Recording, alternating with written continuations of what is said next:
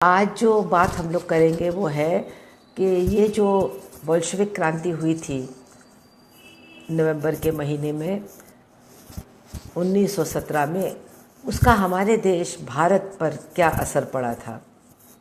अब आपको मालूम है कि उस समय हमारा देश गुलाम था। हम लोग अंग्रेज़ी साम्राज्यवाद के एक उपनिवेश थे और आज़ादी की भावना, आज़ादी की इच्छा, आज़ादी की चाह बहुत तेज़ी के साथ लोगों में बढ़ रही थी, फैल रही थी और देश के अलग अलग हिस्सों में क्रांतिकारी पैदा हो रहे थे जो अलग अलग रास्तों की खोज में थे कि हमारा देश कैसे आज़ाद होगा। और ऐसे माहौल में जब क्रांतिकारी बम फेंकने का भी काम कर रहे थे, हिंसात्मक रास्तों को भी अपना रहे थे, बहुत बड़ी कुर्बानियाँ भी दे रहे थे और देश से पलायन भी उनको करना पड़ रहा था क्योंकि अंग्रेज़ की सरकार उनका पीछा कर रही थी। तो कई क्रांतिकारी भारत से बाहर चले गए, काबुल चले गए, यूरोप चले गए और अमेरिका, कनाडा तक वो पहुँचे और वो कोशिश कर रहे थे कि किसी तरह से वो कुछ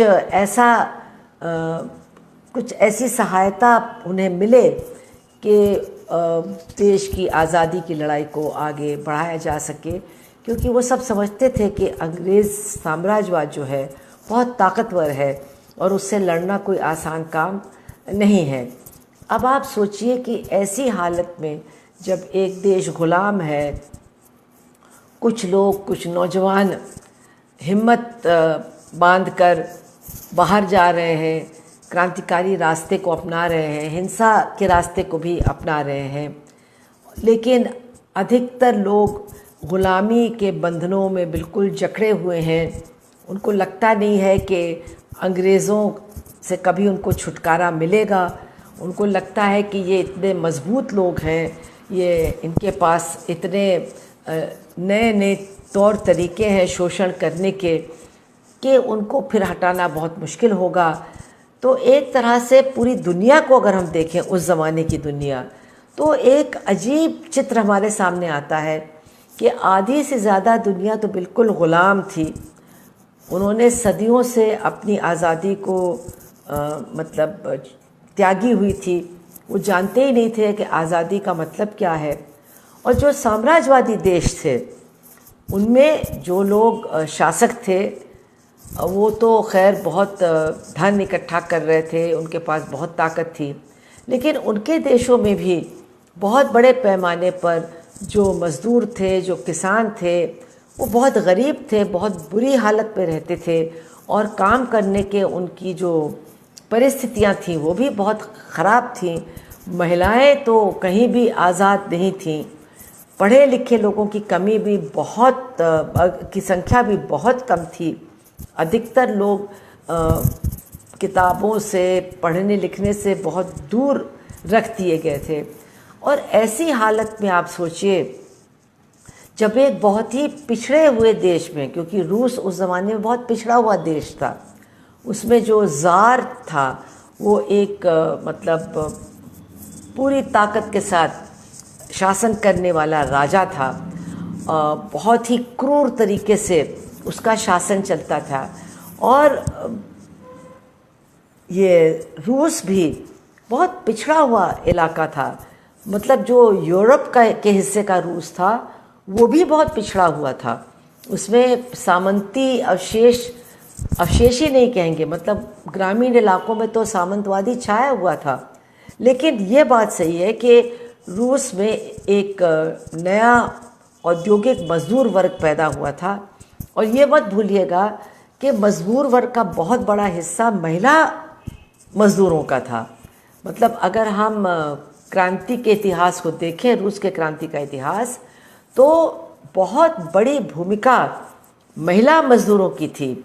और जो नवंबर की क्रांति के पहले से जो बहुत बड़े परिवर्तन हुए, तो वो 8 मार्च जो महिला दिवस है, अंतर्राष्ट्रीय महिला दिवस, वहाँ से शुरू होता है, जब हज़ारों महिला मज़दूर अपने कारखानों से हड़ताल करके निकली और उन्होंने सड़कों पर उतर कर के मांग की कि उनको शांति चाहिए, उनको रोटी चाहिए और उनको ज़मीन चाहिए, अपने ग्रामीण भाइयों के लिए ज़मीन चाहिए। ये 3 नारे गूंज रहे थे रूस में, और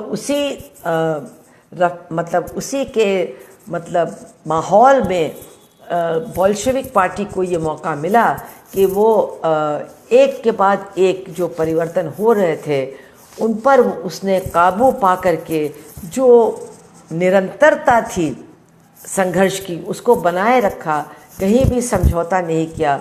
और आखिर में नवंबर के महीने में ज़ारशाही को ख़त्म करके उन्होंने जो सोवियट्स, यानी जो एक नए तरीके का संगठन था जिसमें मज़दूरों के सोवियत थे, किसानों के सोवियत थे और फौजियों के सोवियत थे, इन तमाम सोवियट्स को इकट्ठा करके जो क्रांति सफलतापूर्वक हुई रूस में, तो पूरी दुनिया में पूरी दुनिया में एक हाहाकार मच गया। एक तरफ जो शासक थे, जो राजा भी थे कई, उनमें जो इंग्लैंड का भी राजा था, फ्रांस का भी, उस समय फ्रांस में नहीं था लेकिन और कई यूरोपीय देशों में राजा थे, सम्राट थे, और वो सारे के सारे देश दूसरे देशों का शोषण करते थे, दूसरे देशों को गुलाम बनाते थे। तो उनके जो शासक थे उनमें एक घबराहट, एक गुस्सा, एक रूसी क्रांति को बिल्कुल कुचल देने का इरादा, ये सब बहुत बुरी तरह से उभर करके आया। लेकिन बाकी जो एक तरफ साम्राज्यवाद के गुलाम थे, करोड़ों करोड़ों लोग, उनको तो जैसे कि विश्वास ही नहीं हो रहा था कि ऐसे क्या हो सकता है। क्या हमारे जैसे खेतों में काम करने वाले लोग, हर वक्त डंडे खाने वाले लोग, चाबुक खाने वाले लोग, क्या हम अपने देश के मालिक बन सकते हैं? क्या हम अपने भविष्य के निर्माता बन सकते हैं? क्या हम अपने देश पर शासन कर सकते हैं? यानी ये एक अचंभा था दुनिया के अंदर और हमारे देश के अंदर भी। निश्चित रूप से लोग दो तरह से देख रहे थे। एक तरफ देख रहे थे कि क्या ये हो सकता है, और फिर उसके आगे सोच रहे थे अगर वहाँ हो सकता है तो शायद यहाँ भी हो सकता है, हमारे देश में भी हो सकता है। और हम लोग जब पढ़ते हैं तो हम देखते हैं, रोंगटे खड़े होने वाली बातें होती हैं कि हमारे देश के दक्षिण हिस्से के जो बहुत बड़े एक राष्ट्रीय कवि थे सुब्रमण्यम भारती, वो एकदम से उस रूसी क्रांति से प्रभावित होकर के कविता कह डालते हैं जिसमें वो कहते हैं कि पहली बार लोगों ने अपनी किस्मत खुद अपने हाथों में ली है। उन्होंने गुलामी को तोड़ करके अपने हाथ में अपने किस्मत का निर्माण लिया है। और बहुत ही ओजस्वी ये कविता है उनकी। और हमारे जो दक्षिण भारत के साथी हैं वो इसको सुनाते भी हैं कि किस तरह से उस कवि में एक नया जोश पैदा हुआ। उसने जब रूसी क्रांति के बारे में अपनी कविता लिखी और उसको पढ़ा तो सुनने वाले लोग कितने उत्साहित हो जाते थे। ये अब हम लोगों के लिए उसकी कल्पना करना बहुत मुश्किल है। लेकिन इसके अलावा शायद हमारे देश में जो बुद्धिजीवी थे, जो कवि थे, उनके ऊपर तो असर हुआ ही क्रांति का। उन्होंने बहुत खुशी के साथ, बहुत उत्साह के साथ उसका स्वागत किया। एक नई दुनिया के निर्माण के रूप में उसको देखा। जो हमारे देश में कांग्रेस पार्टी के नेता थे उनके ऊपर भी इसका बहुत बड़ा प्रभाव पड़ा। और जो कांग्रेस पार्टी के अंदर एक वाम हिस्सा बना, एक वाम दल का निर्माण हुआ, निश्चित रूप से उसके ऊपर रूसी क्रांति का असर था, रूसी क्रांति का प्रभाव था। और उस प्रभाव के चलते उन्होंने कांग्रेस पार्टी के अंदर भी कुछ बड़ी मांगों को उठाना शुरू किया और एक वाम दल उसके अंदर निर्माण उसका किया। लेकिन शायद हम लोगों के लिए जो रूसी क्रांति का हमारे देश में सबसे बड़ा असर था वो ये था कि रूसी क्रांति के प्रभाव से और रूसी क्रांति के उससे प्रेरणा लेते हुए हमारे देश की कम्युनिस्ट पार्टी का निर्माण भी हुआ। और उसकी कहानी भी बहुत ही ओजस्वी कहानी है। जैसा कि मैंने आपको बताया कि हमारे देश से बहुत सारे क्रांतिकारी देश से पलायन करके बाहर चले गए थे। वो अफ़गानिस्तान में थे, काबुल में, वो कनाडा तक पहुंच गए थे, बर्लिन में थे, और इस तरफ जापान तक गए थे, लेकिन उनका तो इसमें कोई शिरकत नहीं हुई। लेकिन जो पश्चिम की तरफ गए थे उनके ऊपर रूसी क्रांति का कितना ज़बरदस्त प्रभाव पड़ा, इसके मैं थोड़े से उदाहरण आपको देना चाहूँगी। पहली बात तो आप ये सोचिए कि 1915 में बहुत से लोग समझते हैं कि जो अस्थाई आज़ाद भारत की सरकार सुभाष चंद्र बोस के नेतृत्व में बनी थी 1923 में अक्टूबर के महीने में, वो शायद पहली भारत की सरकार थी जो आज़ाद भारत के नाम से बनी आज़ादी से पहले। लेकिन ये सही नहीं है। हमारे देश के दो बहुत बड़े क्रांतिकारी बरकतुल्लाह खान और राजा महेंद्र प्रताप सिंह, ये एक छोटे से रजवाड़े के राजा थे, हाकिम थे, जो अलीगढ़ में है। तो ये लोग देश के बाहर चले गए कि हम बाहर से मदद लेकर के, सैन्य मदद लेकर के अपने देश को आज़ाद करेंगे, ये उनका सपना था। और वो काबुल गए और 1915 में उन्होंने काबुल में पहली बार आज़ाद भारत की अस्थाई सरकार की स्थापना की। और चूँकि आप जानते हैं अफ़गानिस्तान रूस के करीब है, तो उन्होंने कोशिश की कि ज़ार से वो बातचीत करें और ज़ार से कुछ मदद लें अंग्रेज़ हुकूमत के ख़िलाफ़, क्योंकि आपको मालूम है उस समय प्रथम महायुद्ध चल रहा था और ज़ार एक तरफ था और इंग्लैंड की सरकार दूसरी तरफ थी, अलग अलग खेमों में थे। तो जैसे कि बहुत सालों बाद नेताजी सुभाष चंद्र बोस ने एक प्रयोग किया, उस तरह से ये पहला प्रयोग था कि हम अपने दुश्मन की मदद लेकर के अपने देश को आज़ाद करें, इस बड़े दुश्मन को यहाँ से भगाएं। तो ये राजा महेंद्र प्रताप सिंह और बरकतुल्लाह खान की योजना थी, लेकिन ज़ार की तरफ से उनको कोई भी मदद नहीं मिली। लेकिन जब अक्टूबर क्रांति हो गई 1917 में, तो 1918 में वो लोग रूस गए, वो भी जर्मनी जा रहे थे, क्योंकि जैसा कि मैंने कहा जर्मनी में भी एक क्रांतिकारियों का ग्रुप था जिनके नेता थे वीरेंद्र नाथ चट्टोपाध्याय, जो सरोजनी नायडू के बड़े भाई थे। वो क्रांतिकारी थे बर्लिन में, उनके भी इर्द गिर्द एक ग्रुप बना हुआ था। तो महेंद्र प्रताप सिंह उनसे मिलने जा रहे थे। रास्ते में वो मॉस्को गए और उन्होंने वहाँ बोल्शेविक पार्टी के नेताओं से बातचीत की। उन्होंने कहा कि हम आपको जितनी भी हम मदद कर सकते हैं हम करेंगे। हम भी चाहते हैं कि भारत की ग़ुलामी ख़त्म हो और भारत एक आज़ाद देश बन करके निकले। तो उनकी अच्छी बातचीत हुई और बरकतुल्लाह खान काबुल में ही रह गए। और अब ये बातें बहुत कम हम लोगों की जानकारी में है, लेकिन उस समय बरकतुल्लाह खान और उनका ग्रुप जो काबुल में था, उन्होंने लेनिन की यानी बोल्शेविक सरकार की काफ़ी मदद की, क्योंकि आप जानते हैं कि रूस जो है वो एक बहुत विशाल देश है। उसमें जो जिसको हम रशिया कहते हैं वो तो सिर्फ एक हिस्सा है, लेकिन उसमें बहुत सारे मध्य एशिया के मुस्लिम बाहुल प्रांत थे और इन सब को मिला करके उन्होंने सोवियत यूनियन बनाया। इसलिए उसका नाम यूनियन है, क्योंकि वो यूनियन था सोशलिस्ट रिपब्लिक्स का। ये सब उन्होंने काफ़ी स्वायत्त सत्ता दे रखी थी इन रिपब्लिक्स को, और इनका जो गठबंधन था वो था यूएसएसआर। तो खैर अभी वहाँ तो लड़ाई ही चल रही थी, क्योंकि वहाँ बहुत दकियानूसी ताकतों से बोल्शेविक्स को भी लड़ना पड़ रहा था। लेकिन इस लड़ाई में बरकतुल्लाह खान ने काफ़ी उनकी मदद की, अकेले नहीं। जो उन्होंने एक अपना संगठन या अपना एक ग्रुप बनाया था वो काबुल में था, और जो सेंट्रल एशिया के कुछ राज्य थे वहाँ भी इनके संपर्क थे।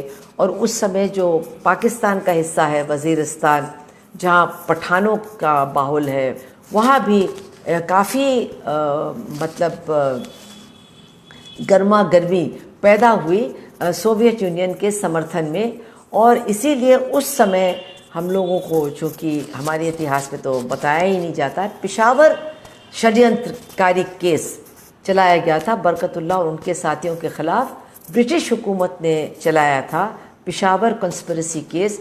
एक तो पेशावर कंस्पिरेसी केस आज़ादी के बाद चलाया गया, जिसमें फैज़ अहमद फैज़ और सज्जाद ज़हीर आरोपी थे। ये वो नहीं, उससे बहुत पहले 1923 में पहला पेशावर कंस्पिरेसी केस चलाया गया उन भारतीय क्रांतिकारियों के ख़िलाफ़ जिनके नेता बरकतुल्लाह खान थे, जो वहाँ गए थे बाहर से मदद लेकर के भारत में क्रांति करने के लिए, और जिन्होंने काफ़ी साथ उस ज़माने की बोल्शेविक सरकार का दिया।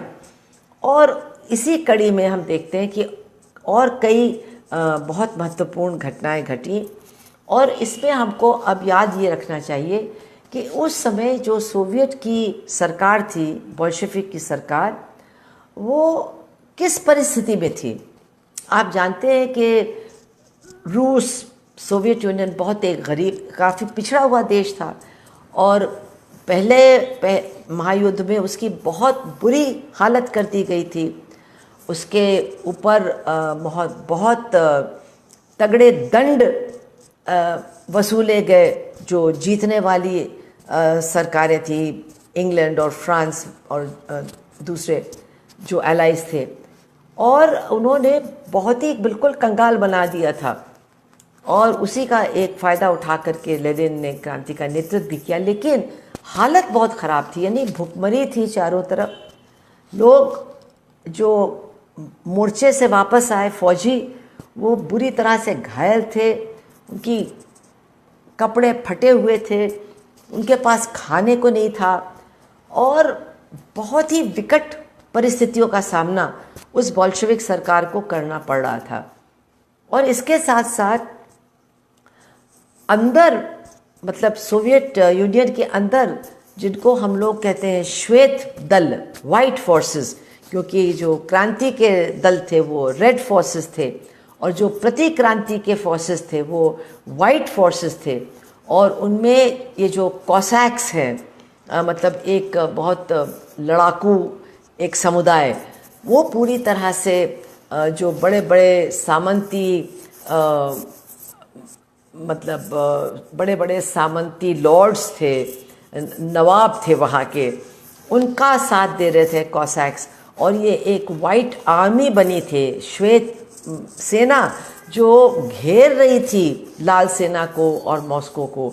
और उनका पूरा साथ ब्रिटिश गवर्नमेंट, फ्रांस की गवर्नमेंट और जर्मनी की गवर्नमेंट दे रही थी, क्योंकि वो बिल्कुल नहीं चाहते थे कि ये क्रांति सफल हो। वो समझते थे अच्छी तरह से कि ये जो क्रांति है ये एक छूत की बीमारी की तरह पूरे यूरोप में फैलेगी और उनकी सत्ता भी खतरे में आ जाएगी। इसलिए आप ये सोचिए कि बोल्शेविक सरकार, जिसके पास हाँ लाल सेना थी लेकिन पैसा नहीं था, उनके पास बाकी कोई संस्थान नहीं थे, नई नई सरकार बनी थी, एक बिल्कुल अलग तरीके की सरकार बनी थी जो कभी दुनिया में देखी नहीं गई, ऐसी सरकार बनी थी। चारों तरफ से वो घिरे हुए थे, अंदर से भी ये श्वेत सेना उनके ऊपर लगातार हमले कर रही थी। लेकिन फिर भी इन परिस्थितियों में, और ये हमारे लिए समझना बहुत ज़रूरी है, बोल्शेविक सरकार ने अपने क्रांतिकारी अंतर्राष्ट्रीय जिम्मेदारियों को एक मिनट के लिए भी नहीं भूला। अब यहाँ पर मैं आपको थोड़ा सा बता दूँ कि कॉमरेड लेनिन स्वयं, जो गुलाम देश थे, उनके बहुत ज़बरदस्त हमदर्द, सहयोगी और पैरोकार थे। आप सब जानते हैं कि कॉमरेड लेनिन ने मार्क्सवाद के विज्ञान को मौजूदा परिस्थितियों में और आगे बढ़ाते हुए साम्राज्यवाद का अध्ययन किया, साम्राज्यवाद की समीक्षा की, और इस नतीजे पर पहुँचे कि इस दौर का पूंजीवाद साम्राज्यवादी शक्ल अख्तियार कर चुका है। और इसलिए उनको ये समझ में आता था कि अगर ये जो उपनिवेश हैं, ये जो ग़ुलाम देश हैं, अगर ये खड़े हो जाएंगे अपनी आज़ादी की लड़ाई के लिए और लड़ेंगे साम्राज्यवादी ताकतों के ख़िलाफ़, तो निश्चित रूप से साम्राज्यवाद कमज़ोर पड़ जाएगा और जो दुनिया में प्रगति की ताकतें हैं, प्रगतिशील ताकतें हैं, क्रांति की ताकतें हैं, उनको आगे बढ़ने का एक बहुत बड़ा मौका मिलेगा। और उनकी बात आप जानते हैं वियतनाम में सही साबित हुई, चीन में भी सही साबित हुई, और निश्चित रूप से भारत में जो आज़ादी की लड़ाई चली उसकी वजह से अंग्रेज़ साम्राज्यवाद, ब्रिटिश साम्राज्यवाद को भी काफ़ी कमज़ोर किया जा सका। तो कॉमरेड लेनिन इस बात से पूरी तरह से, मतलब जिसको कहना चाहिए उनके अंदर ये एक बड़ी ज़बरदस्त इच्छा थी कि ये जो ग़ुलाम देश हैं, हमारी जो ये सोशलिस्ट सरकार है, समाजवादी सरकार है, उसको इन ग़ुलाम देशों की पूरी मदद करनी चाहिए। इनके अंदर जो भी क्रांतिकारी ताकतें हैं उनको आगे बढ़ाने में पूरी मदद देनी चाहिए ताकि ये आज़ादी की लड़ाई बहुत सफलतापूर्वक इन ग़ुलाम देशों में लड़ सकें। और इस हालत में आप देखिए कि हमारे देश के लिए कितनी महत्वपूर्ण घटनाएं सोवियत यूनियन के अंदर घटती हैं। मैंने जैसे कि आपको बताया कि हमारे देश के कई क्रांतिकारी विदेश चले गए थे। उनमें से एक थे M.N. रॉय, और वो पहुंच गए थे मेक्सिको में। और मेक्सिको में आप सोचिए इस आदमी ने 2-3 महीनों के अंदर ही स्पेनिश सीख ली, जो वहाँ की ज़ुबान थी, और उन्होंने मार्क्सवाद का अध्ययन किया। वो अपने आप को वो मार्क्सवादी बन गए और उन्होंने मेक्सिको की कम्युनिस्ट पार्टी की स्थापना की। वो संस्थापक थे मेक्सिको की कम्युनिस्ट पार्टी की। और जब निश्चित रूप से वो सोवियत यूनियन के बहुत बड़े समर्थक थे, और 1920 में मॉस्को में जो अंतर्राष्ट्रीय कम्युनिस्ट पार्टियों का एक संगठन बना, उसका नाम रखा था कोमिंटर्न, मतलब जो कम्युनिस्ट पार्टी का इंटरनेशनल संगठन। तो जो ये कोमिंटर्न था, जिसको इंटरनेशनल भी कहते हैं, थर्ड इंटरनेशनल, तो ये जो थर्ड इंटरनेशनल कोमिंटर्न था उसने 1920 में एक बहुत बड़ा अंतर्राष्ट्रीय सम्मेलन आहूत किया और तमाम देशों से क्रांतिकारियों के और कम्युनिस्ट पार्टियों के प्रतिनिधि इस विशाल सम्मेलन में भाग लेने के लिए गए। अब आप सोचिए कि ये अंतर्राष्ट्रीय सम्मेलन बोल्शेविक पार्टी और लेनिन के लिए इतना अहम था कि वो कॉन्फ्रेंस जो थी वो मतलब 1.5 महीने तक चली। मेरे ख्याल से वो अगस्त में नहीं, जून में शुरू हुई और अगस्त में जाकर के ख़त्म हुई। मैं अभी देख रही हूँ, बताती हूँ। और इस कॉन्फ्रेंस में 2 पूरे दिन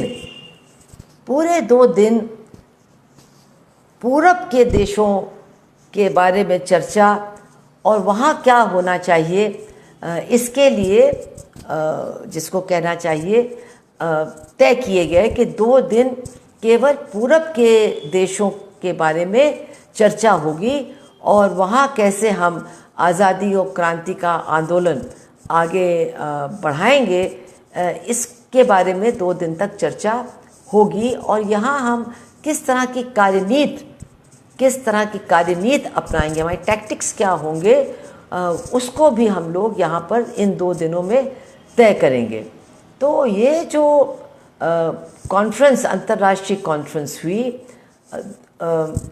1920 में, जिसका मैंने आपको बताया कि ये कई दिनों तक चली। अभी मैं देख रही हूँ कि एग्जैक्टली ये कितने दिन चली, क्योंकि ये बहुत महत्वपूर्ण बात है कि जैसा मैं बता रही थी कि बोल्शेविक सरकार इतनी घिरी हुई थी, क्रांति को 2.5 साल ही हुए थे इतना उसका बुरा हाल था, लेकिन फिर भी उसने अपने अंतर्राष्ट्रीय क्रांतिकारी जिम्मेदारी को पूरा करने के लिए वो उसके प्रति इतने मतलब निष्ठावान थे, संबद्ध थे, प्रतिबद्ध थे कि उन्होंने ये कॉन्फ्रेंस आहूत की। और ये कॉन्फ्रेंस चली है 19 जुलाई से लेकर के 7 अगस्त तक, मतलब 3 हफ्तों तक ये कॉन्फ्रेंस चली। और इस कॉन्फ्रेंस पे 2 पूरे दिन जो पूरब के देश थे वहाँ पर क्या कार्यनीति अपनाई जानी चाहिए, इस पर चर्चा हुई। तो इस कॉन्फ्रेंस में भाग लेने के लिए कॉमरेड एम.एन. रॉय आए, वो कोमिंटर्न के सदस्य भी थे। वो आए मेक्सिको की कम्युनिस्ट पार्टी के प्रतिनिधि के रूप में, लेकिन यहाँ पर उनको एक तरह से एशियाई नेता के रूप में मान्यता मिली। और जो पूरब के बारे में डिस्कशन हुआ 2 दिन का, उसमें उनकी बड़ी महत्वपूर्ण भूमिका थी। उनको मतलब वहाँ पर जो चर्चा हो रही थी वो ये थी कि इन गुलाम देशों में जो मज़दूर वर्ग है वो बहुत छोटा है, उसकी संख्या कम है, कमज़ोर है। तो अभी वो अलग से अकेले क्रांति मतलब सोशलिस्ट क्रांति नहीं कर सकता है।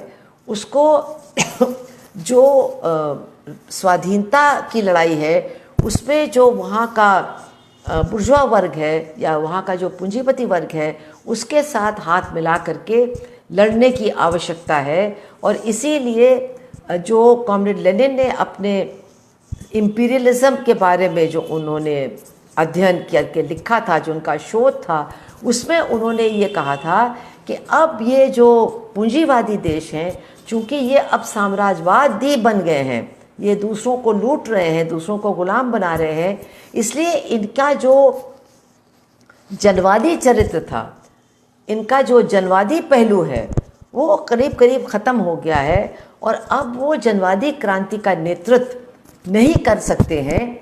अब तो जो गुलाम देश हैं वहाँ पर जो जनवादी क्रांति है उसमें मज़दूर वर्ग को भी हिस्सेदार बनना पड़ेगा। और जो ये पूंजीवादी वर्ग उनके अपने देश का है उसके साथ मिल करके उसको आज़ादी की लड़ाई में आगे बढ़ना होगा और कोशिश करनी होगी कि उसका नेतृत्व उसके हाथ में आ जाए। तो ये डिस्कशन था जो निश्चित रूप से हमारे देश के लिए, हमारी आज़ादी के लिए और हमारे यहाँ क्रांति के लिए बहुत महत्वपूर्ण बहस थी। तो उसमें कॉमरेड जो एम.एन. रॉय थे उनका ये मानना था कि हमारे देश का यानी भारत का और अन्य जो गुलाम देश हैं वहाँ का जो पूंजीवादी वर्ग है वो पूरी तरह से साम्राज्यवादी शासन का गुलाम है, उनका पिट्ठू है, वो उनके खिलाफ लड़ नहीं सकता है। इसलिए मज़दूर वर्ग को खुद किसानों का साथ लेकर के आगे आना पड़ेगा और जनवादी क्रांति, राष्ट्रीय आंदोलन, हर एक चीज़ का नेतृत्व खुद करना होगा। इस पर कॉमरेड लेनिन ने अपनी राय रखी कि नहीं, ऐसा संभव नहीं है क्योंकि मज़दूर वर्ग बहुत कमज़ोर है और जो वहाँ पर पूंजीपति हैं, जो वहाँ के राष्ट्रीय पूंजीपति हैं, वो इस आज़ादी के आंदोलन को आगे बढ़ाने की कोशिश कर रहे हैं, इसका नेतृत्व कर रहे हैं, तो उनका साथ देना ज़रूरी है। तो ये जब बहस काफ़ी हुई तो आप एक ज़बरदस्त बात को समझिए कि ये थे लेनिन, यानी दुनिया की क्रांतिकारी नेता, दुनिया की क्रांतिकारी जनता के नेता। उनका जो स्तर था, उनका जो स्थान था, उनके आसपास भी कोई नहीं था, लेकिन उन्होंने एम.एन. रॉय की बातों को बहुत ध्यान से सुना। उन दोनों मतलब उनकी थ्योरी और एम.एन. रॉय की थ्योरी, जिसको थीसिस कहते हैं, थीसिस, इन पर ज़बरदस्त बहस हुई और अंत में कॉमरेड लेनिन ने कहा ठीक है, हम अपनी बात को थोड़ा सा बदलते हैं, क्योंकि हमको ये ध्यान में रखना चाहिए कि जो राष्ट्रीय पूंजीपति आज़ादी की लड़ाई लड़ रहा है उसका भी दोहरा चरित्र है, वो मतलब समझौता परस्त भी है। इसलिए हम अब बुर्जुआ डेमोक्रेटिक शब्द नहीं इस्तेमाल करेंगे, हम कहेंगे राष्ट्रीय क्रांतिकारी, नेशनलिस्ट रेवोल्यूशनरीज, इनके साथ हमको आगे बढ़ना है, इनके साथ हाथ मिलाना है। और हमको लगातार ये कोशिश करनी होगी कि जो भी उस स्वतंत्रता संग्राम के नेतृत्व में है वो भी हमारे कार्यक्रम के हिस्सों को अपनाएं ज़्यादा से ज़्यादा। जैसे कि मज़दूरों की मांगें, जैसे कि किसानों की लगान से मुक्ति, किसानों के बीच में ज़मीन का बंटवारा।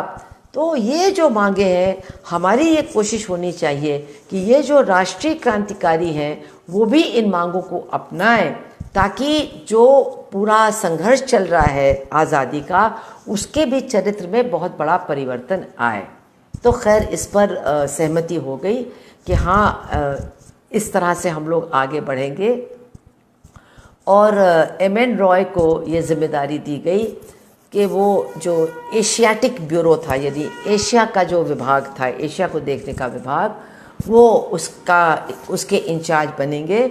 और उनको ताशकंद भेजा गया क्यों, और वहाँ उनका हेडक्वार्टर बना। तो वो कोमिंटर्न के नेता स्थापित हुए और एशियाटिक ब्यूरो के इंचार्ज हुए।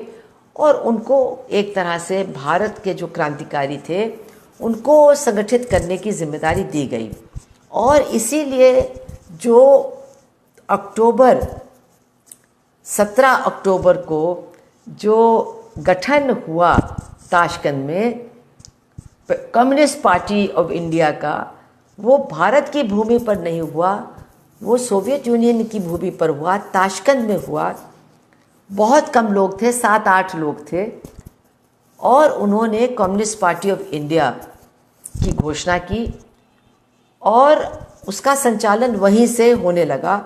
उसको मान्यता भी बोल्शेविक पार्टी से मिली।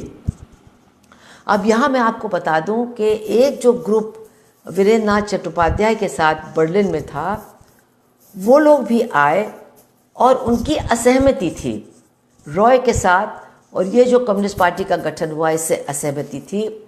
वीरेंद्र नाथ चट्टोपाध्याय का मानना था कि पहले भारत को आज़ाद करने की ज़रूरत है और उसके बाद फिर कम्युनिस्ट पार्टी का निर्माण होना चाहिए।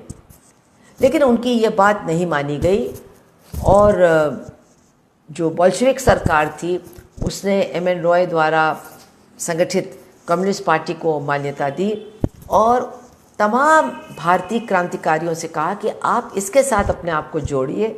और तमाम जुड़े भी। वो कुछ भारत के बाहर थे, यहाँ वहाँ थे, लेकिन फिर वो भी जुड़ने लगे इस नवोदित कम्युनिस्ट पार्टी के साथ। और यहाँ मैं एक छोटी सी बात आपको बता दूँ कि वीरेंद्र नाथ चट्टोपाध्याय की बहन थी सुहासिनी चट्टोपाध्याय, और वो भी वहाँ पर मौजूद थी सोवियत यूनियन में। वो वहाँ रहीं भी। और वो जो एक यूनिवर्सिटी बनी थी, university of the toilers of the east, Moscow में, आप सोचिए इतने घिरे हुए थे बोल्शेविक, इतने परेशान थे, लेकिन इस परेशानी के बावजूद उन्होंने ये विश्वविद्यालय स्थापित किया एशियाई क्रांतिकारियों के लिए, एशियाई मज़दूरों और किसानों के नेताओं के लिए।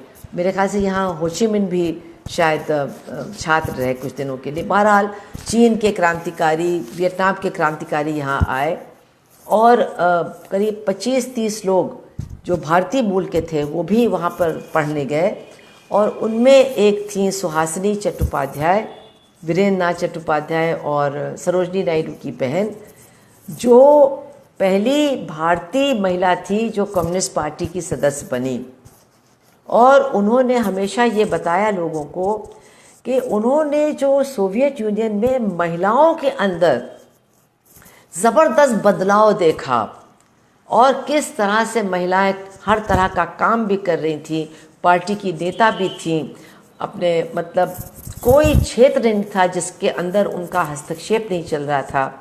और किस तरह से जो सोवियत यूनियन की बोल्शेविक सरकार थी उसने तुरंत तमाम कानून बनाए महिलाओं को पूरी आज़ादी देने के लिए, पूरी समानता देने के लिए, ज़बरदस्त कानून बनाए और बहुत जल्दी शिक्षा के क्षेत्र में, इंजीनियरिंग के क्षेत्र में, मेडिकल के क्षेत्र में औरतों का प्रवेश बहुत तेज़ी के साथ बढ़ा। तो ये सारी चीज़ें सुहासिनी चट्टोपाध्याय ने देखी, इनसे बहुत प्रभावित हुई और कम्युनिस्ट पार्टी की सदस्य बनी और इनके बारे में उन्होंने बहुत कुछ लिखा और भारत में इन बातों को मतलब प्रसारित करने की कोशिश की। और इसीलिए हम देखते हैं कि उस ज़माने से लेकर के आज तक समाजवादी सिद्धांतों से, समाजवादी संघर्षों में महिलाओं के योगदान से महिलाएं बहुत ज़बरदस्त तरीके से प्रभावित रही हैं और उन्होंने हमेशा सोचा है कि उनकी जो मुक्ति की लड़ाई है, उनकी जो आज़ादी की लड़ाई है, उनकी जो समानता की लड़ाई है, उसमें उनको बहुत बल मिला है रूसी क्रांति से, बोल्शेविक पार्टी से। और उनके दिमाग में हमेशा ये बात रही कि असली स्वतंत्रता तो उनको एक समाजवादी व्यवस्था में ही मिल सकती है। तो ये जो सुहासिनी चट्टोपाध्याय का प्रसंग आता है इसी समय, तो ये भी हम लोगों के लिए बहुत है इसके बारे में भी याद करना, क्योंकि हम लोग जो महिला आंदोलन से जुड़े हैं, हम लोग जो कम्युनिस्ट पार्टी में भी हैं और महिला आंदोलन में महिला अधिकारों के लिए भी लड़ते हैं, तो ये हमको याद रखना चाहिए कि हमारा भी, हमारे आंदोलन का प्रेरणा स्रोत भी बोल्शेविक क्रांति से निकल करके आई और उसका बहुत असर हमारे देश में हुआ।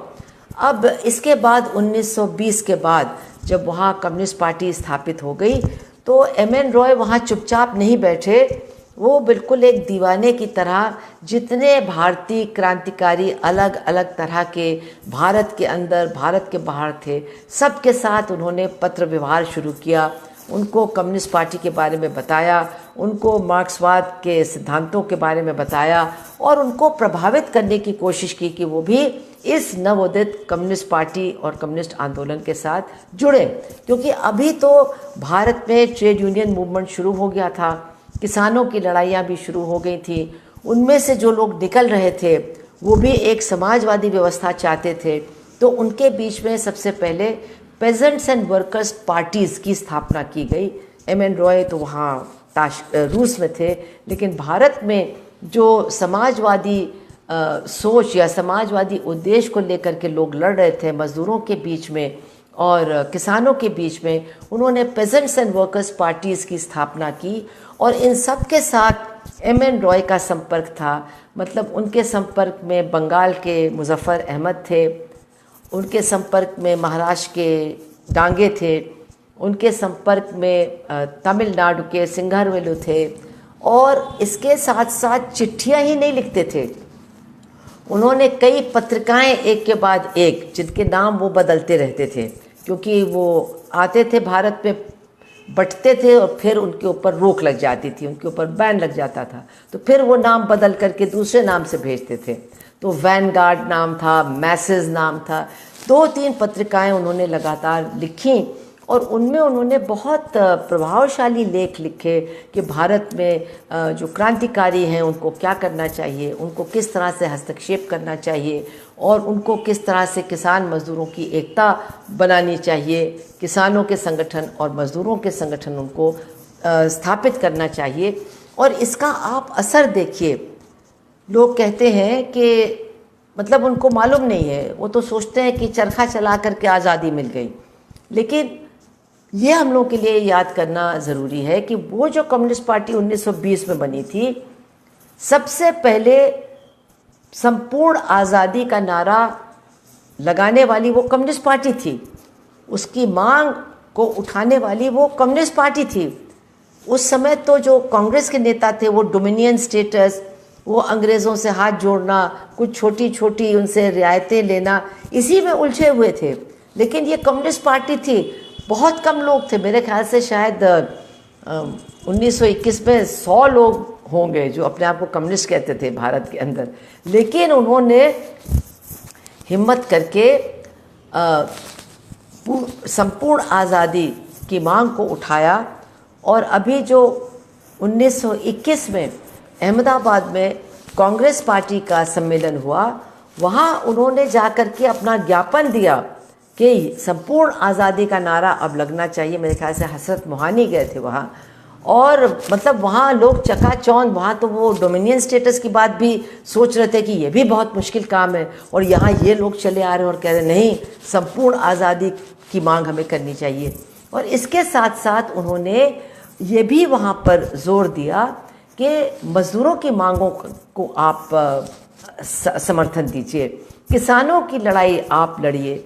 और आप देखेंगे कि उसके बाद से ये जो हमारे अवध के इलाके में बाबा राम प्रसाद का पूरा आंदोलन चला, और जवाहरलाल नेहरू ने अपने आप को उसके साथ जोड़ा, मज़दूरों की बड़ी हड़तालें हुई, उनके साथ गणेश शंकर विद्यार्थी जैसे कांग्रेस के लोगों ने अपने आप को जोड़ा, या चंपारण का स्ट्रगल बाद में शुरू हुआ, महात्मा गांधी वहाँ पर गए, या गुजरात में जो बारदोली का आंदोलन हुआ। तो ये जो किसानों की मांग, किसानों का आंदोलन, किसानों के लगान की माफ़ी, किसानों को जो मतलब फसल का हिस्सा 1/3 मिलता था, उसको बटाई का हिस्सा मिलना चाहिए, ये सारी जो मांगे हैं, मतलब जिससे तिभागा का आंदोलन फिर बाद में होता है, ये सारी मांगे कम्युनिस्टों ने उठाई।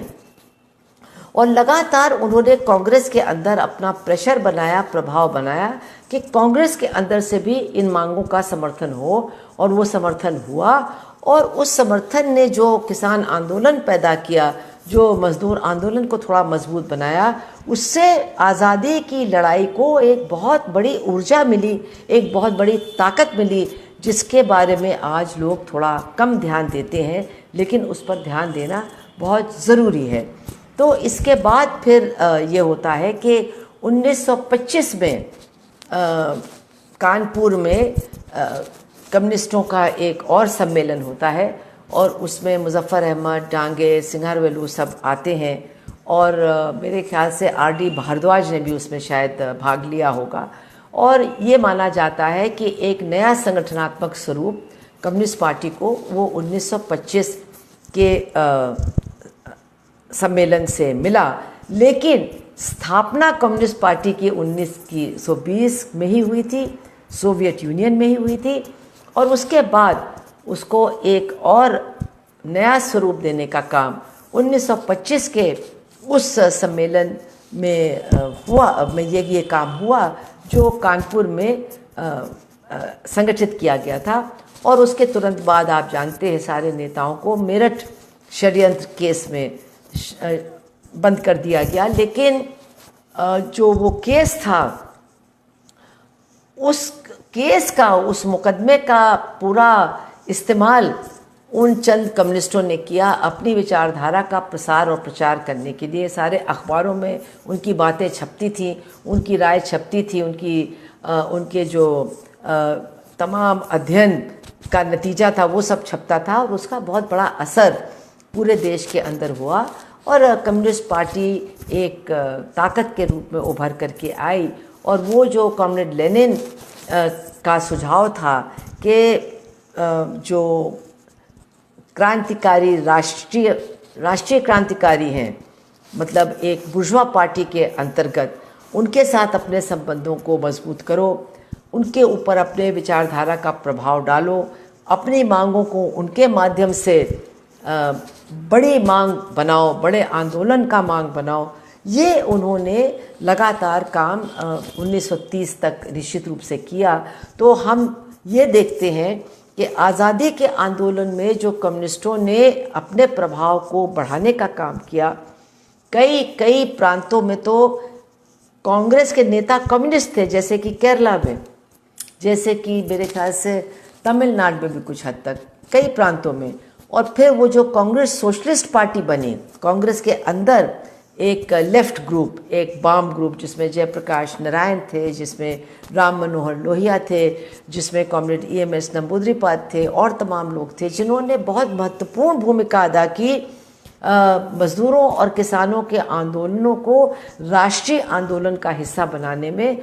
तो ये जो पूरा काम हुआ है 30 की दशक तक, और जो कम्युनिस्टों ने अपने सही समझ के तहत ये जो टैक्टिक्स, ये जो कार्यनीति अपनाई, इसके पीछे वो सोच हमको दिखाई देती है जो 1920 में जो इंटरनेशनल का अंतर्राष्ट्रीय कोमिंटर्न की कांग्रेस हुई थी मॉस्को में जुलाई से लेकर के अगस्त तक, उसमें जो बहस हुई थी एम.एन. रॉय और कॉमरेड लेनिन के बीच में, और फिर वो जो एक फैसला हुआ था कि कैसे कम्युनिस्टों को राष्ट्रीय आंदोलनों में काम करना है, उसका ये नतीजा है कि बहुत सफलतापूर्वक और बहुत प्रभावशाली तरीके से कम्युनिस्ट पार्टी बनी। कम्युनिस्ट पार्टी ने अपने आप को थोड़ा मजबूत किया और कम्युनिस्ट पार्टी ने अपने हस्तक्षेप को बहुत बढ़ाया। कम्युनिस्ट पार्टी ने अपना प्रभाव कांग्रेस के अंदर ये लेफ्ट ग्रुप बना करके बहुत ताकतवर बनाया, और निश्चित रूप से इसके फलस्वरूप जो तमाम मजदूरों के और किसानों के बड़े बड़े आंदोलन 20 के दशक, 30 के दशक और 40 के दशक में हुए, और उनका जो राष्ट्रीय आंदोलन को मजबूत करने का उनकी जो भूमिका थी, ये सारी चीज़ें बहुत बड़ा इसका श्रेय अगर जाता है तो उन साथियों को जाता है जिन्होंने कॉमरेड लेनिन के साथ डिस्कशन के बाद इस सही रणनीति को, कार्यनीति को अपनाने का काम किया। लेकिन मैं आपको अब बताना चाहूँगी कि उस समय जो बोल्शेविक क्रांति हुई उसका असर केवल कम्युनिस्टों पर ही नहीं पड़ा, बल्कि उसका असर हमारे देश के बहुत बड़े कवि, बहुत बड़े लेखक, बहुत बड़े राष्ट्रीय नेताओं पर भी पड़ा। और वो जो असर पड़ा तो उनके काम करने के तरीके, उनके लेखन, उनकी सोच को उस रूसी क्रांति ने बहुत बहुत प्रभावित किया, और एक उनके ऊपर छाप रूसी क्रांति ने छोड़ी। तो अब ये लोग कौन थे, कैसे थे? एक तो मैंने बताया कि एक तो सुब्रमण्यम भारती थे जिन्होंने कविता लिखी कि अब लोग अपने किस्मत के निर्माता खुद बने हैं और वो अपने हित में खुद कानून बनाएंगे वगैरह वगैरह। और एक तरह से एक करिश्मा है कि ऐसी एक सत्ता, ऐसी एक नए तरीके की सत्ता हम रूस में देख रहे हैं, और अगर वहाँ है तो यहाँ भी शायद एक दिन हमको देखने को मिलेगी। ये तो सुब्रमण्यम भारती ने कहा। लेकिन जैसा कि मैंने बताया, इसके साथ साथ हमारे देश के बुद्धिजीवी, लेखक, कवि और राष्ट्रीय नेता सबके ऊपर बहुत ज़बरदस्त छाप रूसी क्रांति ने छोड़ी। और इनमें सबसे पहला नाम और बहुत बड़ा नाम आता है मैडम भीकाजी कामा। आपको मालूम है ये एक बम्बई की पारसी संपन्न परिवार की महिला थी जो क्रांतिकारी थी, जिन्होंने यूरोप में जा कर के मार्क्सवाद का अध्ययन किया, मार्क्सवादी बनी। और उन्होंने कहा कि मैं ये मानती हूँ कि समाजवाद का मतलब है न्याय, इसके अलावा और कोई न्याय नहीं हो सकता है। और 1905 में जो रूसी क्रांति हुई उसके बारे में उन्होंने बहुत ज़्यादा दिलचस्पी दिखाई, और उन्होंने लेनिन और बोल्शेविक पार्टी के महत्व को उसी वक्त समझ लिया 1905 में ही, और उसके बारे में लिखा और तमाम लोगों को उसके बारे में बताने की कोशिश की। और वो अपने लेखन के माध्यम से, अपनी पत्रिकाओं के माध्यम से रूसी क्रांति के संदेश को उन्होंने भारत में ही नहीं और देशों में भी पहुंचाने का काम किया। फिर आपने नाम सुना है काजी नजरुल इस्लाम का। वो एक बहुत बड़े कवि थे, बहुत बड़े क्रांतिकारी थे, और वो कम्युनिस्ट आंदोलन के बहुत बड़े नेता भी बने। तो इसको बनाने में रूसी क्रांति का बहुत बड़ा एक प्रभाव था जो उनके ऊपर पड़ा। और उन्होंने बोल्शेविक क्रांति को जिस तरह से उसका स्वागत किया, और उन्होंने जिस तरह से अपने कलम को चलाया, समानता के बारे में कविताएं लिखी, और एक हर बहुरूपी क्रांतिकारी बने वो, तो ये भी हमारे पूरे आंदोलन के लिए एक बहुत महत्वपूर्ण बात है। फिर मुंशी प्रेमचंद जो हिंदी साहित्य का शायद सबसे बड़ा नाम है, उन्होंने भी एक रूस में नई दुनिया देखी, और उन्होंने कहा कि समाजवादी हमको मुक्ति दे सकता है, हमको मुक्ति ले पानी है सामंतवाद से भी, पूंजीवाद से भी और साम्राज्यवाद से भी, और हमको समाजवाद का ही रास्ता अपनाना पड़ेगा। और उनके लेखन में भी बहुत बड़ा परिवर्तन आया, और निश्चित रूप से जो उनका नया लेखन था, जो समानता पर आधारित था, जो समानता की बात करता था, लड़ाई लड़ता था, तो उनकी कलम की इस नई ताकत ने भी हमारे देश के हज़ारों हज़ार लोगों को प्रेरित किया होगा। जो एक उर्दू शायरी में बड़ा नाम है, मैं उसी वक्त के लोगों की बात कर रही हूँ, बाद के लोगों की बात नहीं कर रही हूँ, मोहम्मद इकबाल। तो उन्होंने उसी वक्त एक बहुत बड़ी नज़्म लिखी, सरमाया और मेहनत और इनके बीच का टकराव, और उन्होंने आह्वान किया मज़दूरों का, दुनिया के लोगों का, कि रूस के रास्ते पर चलो और शोषण का अंत करो। आप सोचिए, रविंद्रनाथ टैगोर पर भी रूसी क्रांति का ज़बरदस्त असर पड़ा, और वो 37 में गए रूस, क्योंकि वो जानना चाहते थे, देखना चाहते थे। उसके पहले वो लिख चुके थे, पढ़ चुके थे, लेकिन जब वो गए तो उन्होंने वहाँ से कई पत्र भेजे, और 2 बातों पर उन्होंने बहुत ज़ोर दिया। उन्होंने कहा कि पहली बात तो ये है कि रूसी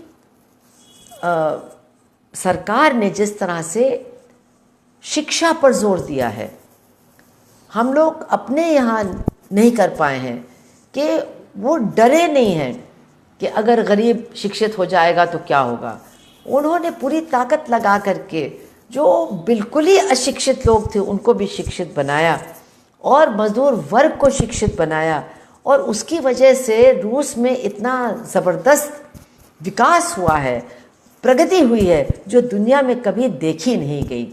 और दूसरी बात उन्होंने कही कि यहाँ एक बिल्कुल नए समाज की रचना हुई है, जो कभी कहीं देखी नहीं गई, और ऐसे लोगों की रचना की गई है जो केवल अपने बारे में नहीं सोचते हैं, बल्कि पूरी मानवता के बारे में सोचते हैं। उनकी आलोचनाएं भी थीं, उन्होंने अपनी आलोचनाएं भी लिखी, लेकिन ये बातें उन्होंने निश्चित रूप से पूरे दुनिया को बताने की कोशिश की। आप सोचिए, विवेकानंद का नाम आपने सुना है। विवेकानंद के भाई जो थे भूपेंद्र नाथ दत्ता, वो भी रूसी क्रांति से प्रभावित होकर के मॉस्को चले गए, और वहाँ वो भी कोमिंटर्न के मतलब में जा कर के उन्होंने काम करना शुरू किया। और तमाम हमारे देश के जो क्रांतिकारी थे, उन्होंने रूसी क्रांति से जिस तरह से वो प्रभावित हुए, बहुत सारे क्रांतिकारी कम्युनिस्ट बने, आप जानते हैं। और सबसे बड़ा नाम और सबसे आगे नाम आता है भगत सिंह का। बहुत सी बातें हम लोगों को मालूम नहीं है। अब हम जब भगत सिंह का मतलब शहीद दिवस या उनके जन्मदिन को मनाएं, तो हम इस बात को ज़रूर ध्यान में रखें। 21 जनवरी को 1930 में भगत सिंह न्यायालय में आए। इसके पहले ही उन्होंने, आपको मालूम है, सन 28 या 27 में अपने संगठन के नाम के साथ समाजवादी जोड़ दिया था। हिंदुस्तान समाजवादी रिपब्लिकन एसोसिएशन, पहले वो नौजवान था, फिर वो सोशलिस्ट हो गया।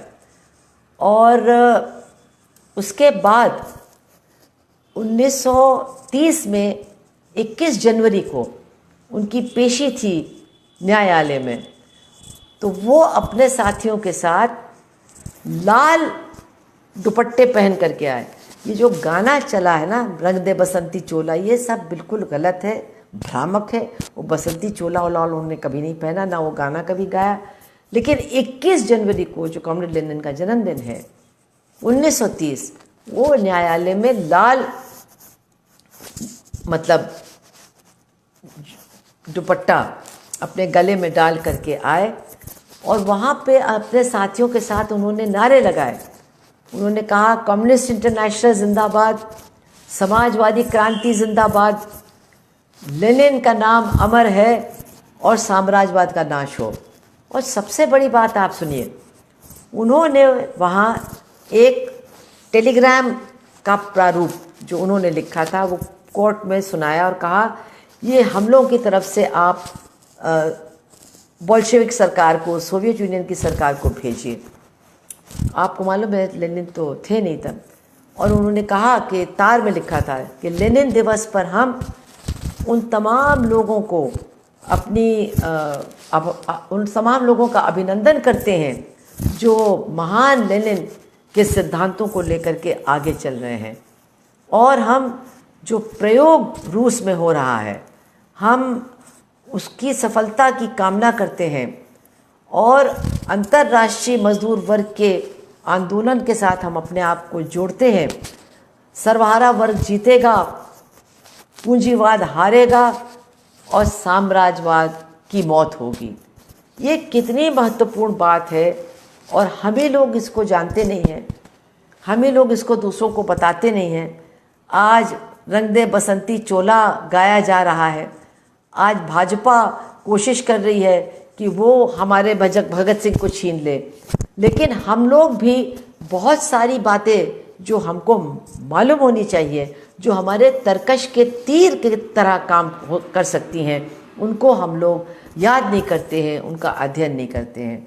इसलिए जितने हमारे साथी आज जुड़े हैं, हम उन सबसे कहना चाहेंगे कि आज जो हमारी पार्टी है CPIM, हम आज मानते हैं इस बात को गर्व के साथ कि हमारी स्थापना सोवियत यूनियन में हुई 1920 को 17 अक्टूबर के दिन।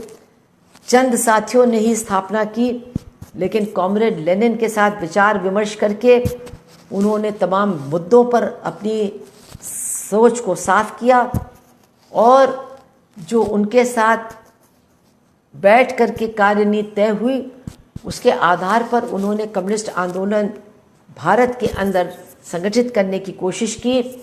कुछ सफलताएं भी मिली। पेजेंट्स एंड वर्कर्स पार्टीज़ भी MN रॉय ने वहाँ बैठे हुए यहाँ बनाई। तमाम क्रांतिकारियों के साथ संपर्क स्थापित किया। पत्रिकाओं में मार्क्सवाद के बारे में, मार्क्सवादी शोध के बारे में लिख करके भेजा भारत के अंदर। और फिर 1925 में कई प्रांतों के कम्युनिस्ट इकट्ठा हुए, उन्होंने अपना सम्मेलन किया और इस आंदोलन को आगे बढ़ाया। कांग्रेस के सम्मेलनों में 1921 से ही जाना शुरू कर दिया और वहाँ संपूर्ण आज़ादी का नारा सबसे पहली बार उठाया। मज़दूरों और किसानों के संघर्षों की अहमियत के बारे में कांग्रेस के लोगों को समझाने की कोशिश की, उनके साथ उनको जोड़ने की कोशिश की और उसका नतीजा ये हुआ कि ये संघर्ष काफ़ी ताकतवर हुए। हमारी आज़ादी की लड़ाई को इन्होंने ताकत प्रदान किया। तो आज हम लोग जो CPIM के लोग हैं, CPIM के हम हमदर्द हैं, तो हम कभी भूल नहीं सकते हैं कि हमारी पार्टी की शुरुआत कहाँ हुई, इसकी जड़ें कहाँ हैं। और इसके साथ साथ जो उस सोवियत क्रांति का असर देश के बुद्धिजीवियों पर, कवियों पर, लेखकों पर, राष्ट्रीय नेताओं पर, तमाम लोगों पर पड़ा, उसको हम अपनी विरासत के रूप में देखें, उसको, उस परंपरा को आगे बढ़ाएं। और जो एक अंतर्राष्ट्रीय क्रांतिकारी कॉमरेड लेनिन, उसकी जो सोच थी, उसका जो पूरी दुनिया के आंदोलन के बारे में हर वक्त चिंता रहती थी, उस चिंता को हम लोग अब अपने अंदर भी पैदा करने की कोशिश करें। एक ज़माने में एक मज़दूर जो कम्युनिस्ट पार्टी का सदस्य था, वो बैठ करके सबको बताता था चीन में क्या हो रहा है, रूस में क्या हो रहा है, अमेरिका क्या कर रहा है, यूरोप में क्या हो रहा है। लेकिन अब हम लोगों के अंदर अंतर्राष्ट्रीयता बहुत कमज़ोर हो गई है। अंतर्राष्ट्रीय परिस्थितियों और घटनाक्रम की जानकारी भी बहुत कम हो गई है और अपने यहाँ के लोगों के लिए शायद जो दर्द हम महसूस करते हैं वो भी घटा है। लेकिन विदेश में जो लोग लड़ रहे हैं, जिनके ऊपर ज़बरदस्त हमले हो रहे हैं, जैसे कि फ़िलिस्तीन की जनता, लैटिन अमेरिका की जनता, अफ्रीका की जनता, उससे हम अपने आप को उस तरह से नहीं जोड़ पा रहे हैं जो ज़रूरी है, क्योंकि हमारा आंदोलन एक अंतर्राष्ट्रीय आंदोलन है। हम एक अंतर्राष्ट्रीय फ़ौज के सिपाही हैं जो पूरी दुनिया को मुक्त करना चाहता है। और हमारी अपनी शुरुआत, हमारी अपनी पार्टी की शुरुआत भी उसी अंतर्राष्ट्रीयता के माहौल में हुई, उसी में संभव हुई। इस बात को हमें कभी भुलाना नहीं चाहिए। आप लोगों ने मेरी बातों को सुना। अब मैं देखती हूँ कि कोई सवाल तो नहीं है, लेकिन सवाल आप लोग ज़रूर पूछा करें, और साथ साथ अगर अभी नहीं पूछ रहे हैं तो बाद में पूछिए, क्योंकि ये बड़ा एक रोमांच का विषय है, बहुत ज़बरदस्त विषय है, और इस पर हमें गौरवान्वित होना चाहिए। और मुझे लगता है कि आप कई लोगों ने काफ़ी दिलचस्पी के साथ मेरी बातों को सुना, तो आपका मैं धन्यवाद देती हूँ। आप सबको लाल सलाम, आप सबको नमस्कार, और पढ़ते रहिए, करते रहिए, लड़ते रहिए। इसके साथ मैं अपनी बात को समाप्त